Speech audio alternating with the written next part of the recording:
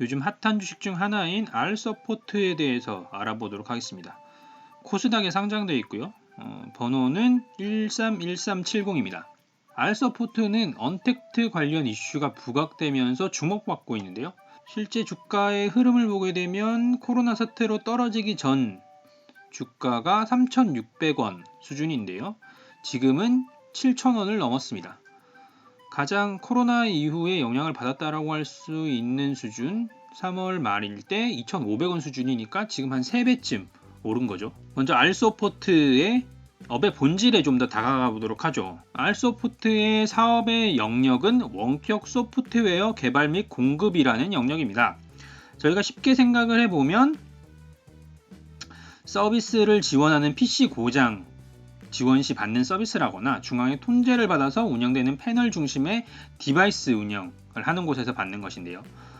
저한테 가장 익숙했던 것은 바로 이 모비즌이라는 서비스입니다.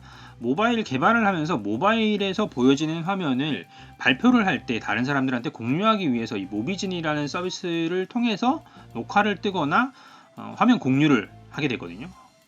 모바일에 있는 화면을 이제 노트북이나 이렇게 공유를 하면서 발표를 하게 되는데 그럴 때 이 서비스를 많이 썼습니다. 저는 지금 학부모가 아니라서 이런 서비스가 익숙하진 않은데요. 최근에 온라인 계약을 하면서 R서포트가 가지고 있는 리모트 미팅이라는 서비스를 초중고 교육기관에 완전 무료화해서 제공을 하고 있다고 합니다.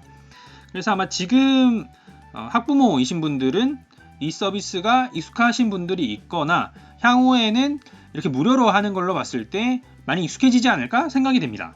사실 한국에서는 그렇게 많이 쓰이는 서비스인지 저는 정확하게 모르겠는데 이미 2015년 보고서에 따르면 전 세계적으로 점유율이 5위에 해당하는 수준으로 서비스를 하고 있다고 하고요.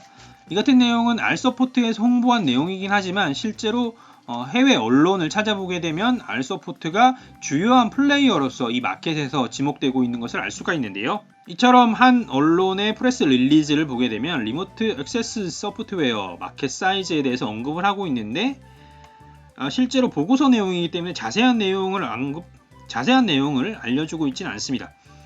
그런데 키 플레이어로서 언급되고 있는데 팀뷰어도 있고요. 그리고 여기 보면 R서포트라고 있습니다. 실제로 R서포트가 해외에서 주요한 플레이어로서 인지되고 있음을 알 수가 있고요. 저희가 이렇게 시장을 볼 수도 있는데 저희가 시장만 봐서는 정확하게 예측하기 어려우니까 경쟁사를 한번 보도록 하죠. 경쟁 서비스 중에서 사실 제가 가장 익숙한 것은 바로 이 팀뷰어입니다. 이 팀뷰어는 실제로 팀 미팅에서 많이 사용되는 서비스인데요. 굉장히 많이 쓰고 있다고 홍보를 하고 있죠. 다른 서비스 같은 경우에는 제가 상장돼서 딱 그 서비스만 하는 것을 못 찾았는데 팀뷰어는 정확하게 비교할 수 있도록 상장이 되어 있더라고요. 보시게 되면 이 독일 시장에 상장이 되어 있고요. 주가는 44유로 정도입니다. 저희가 가장 익숙한 주가 지표로 보게 되는 퍼 같은 경우를 보게 되면 22 정도고요. 그런데 R서포트의 퍼가 지금 42 좀 넘는 수준이니까 R서포트가 좀 더 높게 가치가 평가되고 있다 라고 볼 수가 있겠죠. 이 같은 것은 제가 봤을 때는 아시아 퍼시픽, 그러니까 아시아 태평양 시장이 좀 더 미래 가치가 높다라고 봐서 반영되는 부분도 있을 것 같고요. 한국의 증시가 좀 더 주목을 받고 있어서 높게 평가받고 있는 것이 아닌가 생각됩니다. 그러면 R서포트가 속해 있는 시장 자체는 그 시장 자체가 성장이 충분하다고 보여지고 거기서 주요한 플레이어로서 R서포트가 역할을 하고 있는 것으로 보이긴 합니다. 그렇다고 하면 이것을 저희가 단순히 추정하는 것이 아니라 좀 더 숫자로 봐야겠죠. 그 숫자로 보기 위해서 회계보고서를 좀 보도록 하겠습니다.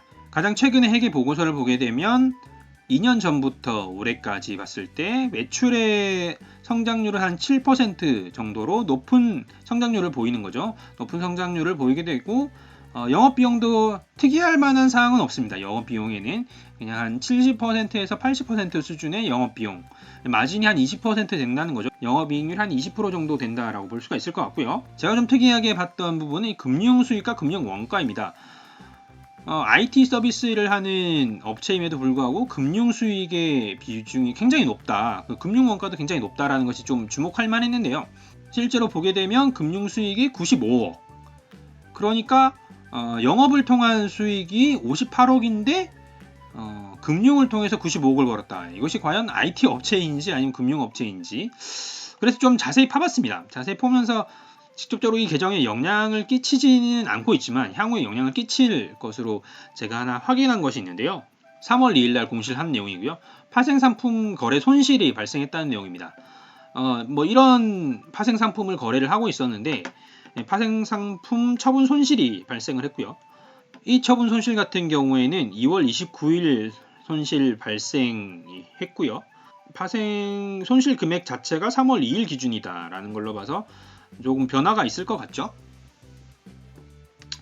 어쨌거나 제가 주목한 이유는 뭐냐면 파생상품 처분 손실이 160억이다 라는 건데요. 160억의 수준이 어느 정도 수준이냐? 지금 금융수익이 95억, 그리고 영업이익이 58억인데 파생상품으로만 160억이다. 그러니까 영업이익의 3배쯤 달하는 손실이 발생을 한 것이죠. 그래서 이 파생상품 거래에 대해서 좀 찾아봤습니다. 그랬더니 이런 내용을 찾아볼 수가 있었는데요. 니케이 파생상품 투자 800억대 손실에 대해서 책임 공방이 있다. 위너스 운용펀드가 알서포트랑 관계를 많이 맺고 있는 펀드더라고요. 그래서 내용을 자세히 보면 KB증권이랑 위너스 자산운용이랑 이제 감론을박이 있는데 이거는 이제 운용사랑 위탁중개 사이의 문제이고 실제 자금을 투자한 알서포트 같은 경우에는 파생상품 거래 손실로 146억의 손실을 입었다고 공시했다라고 나와 있죠. 그러니까 이 손실건에 대해서 이 공시가 일어났다고 볼 수가 있습니다. 명확하게. 그리고 이 기사에 따르면 이로 인해서 3일 12.47% 하락했다라고 나와 있습니다. 실제로 주가를 보게 되면 3월 3일 12.47% 하락한 것을 볼 수가 있습니다. 실제로 이 하락세를 보게 되면 다른 주가의 흐름과는 다르게 떨어지는 구간을 알 수가 있었는데요. 그래서 단순히 12.47%가 아니라 이때 빠진 전체에 빠지는 부분들이 아마 파생상품 손실로 일어난 주가 하락이다라고 봐도 되지 않을까 싶습니다. 그렇게 본다라고 하면 이미 파생상품 손실로 인한 주가 하락은 성반영이 되었고 이때 상승한 부분은 이제 알서포트의 기본 본질인 리모트 미팅이나 이런 알서포트의 본질에 대한 기대감으로 인한 상승이라고 볼 수가 있을 것 같고요. 다만 앞에서 보여드렸던 것처럼 파생상품 손실의 양이 이 알서포트의 영업이익을 굉장히 초월하는 수준이기 때문에 앞으로 실적 장세에 있어서 알서포트의 주가에 영향을 끼치지 않을까라고 생각이 됩니다. 저 개인적으로 생각을 할 때 주식시장에서 중요한 것은 재료보다 수급입니다. 이 재료에 대해서는 이미 선반영이 됐다고 볼 수가 있고요. 그 다음에 이제 수급을 봐야지 오늘 주가가 오를지 말지 혹은 내가 들어간 타이밍이 주가가 낮은 수준인지 이후에 오를지를 알 수가 있다고 생각을 하는데 주가의 수급을 보게 되면 2020년 1월까지는 굉장히 낮은 수준의 거래량을 보입니다. 2020년 1월 전에는 100만 주도 안 되고요. 40만 주, 80만 주가 좀 많은 편이고요. 20만 주도 있습니다. 30만 주. 이런 게 일반적이죠. 30만 주, 30만 주. 그런데 2020년 2월 중순 이후에 100만 주를 돌파하고 나서 800만 주 이렇게 나오고 있고요. 심지어는 1600만 주도 나옵니다. 앞에서 20만 주가 있었던 걸 생각해보면 1600만 주가 나온 2월 20일 거래량은 굉장히 많은 수준인데 여기서 보시다시피 4700만 주가 나오는 경우도 있습니다. 이렇게 주식의 거래량이 나오기 때문에 주가가 오르고 있는 것인데요. 4700만 주가 나온 이후에도 4000만 주가 또 나오고 5700만 주도 나오고 그 이후에도 몇백만 주의 거래량이 계속해서 유지가 되고 있습니다.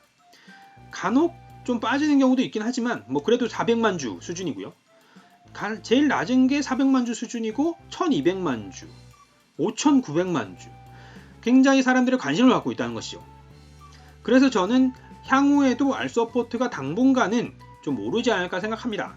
그리고 사실 다른 무엇보다 지금 많이 뉴스에서 나오고 있는 언택트 그리고 앞에 뉴스에서 보여드렸던 것처럼 초중고 교육기관에 무료로 제공하고 있다는 점 이런 부분들이 알서포트에 긍정적으로 작용하지 않을까 싶고요. 게다가 한국인들이 가장 좋아하는 스토리 중에 하나가 글로벌 시장에서 주목받고 있다는 것 아니겠습니까? 앞에서 보여드렸던 것처럼 알서포트는 글로벌 시장에서 키플레이어로서 주목을 받고 있기 때문에 그런 부분에서도 사람들의 관심사를 좀 가져갈 것 같고요.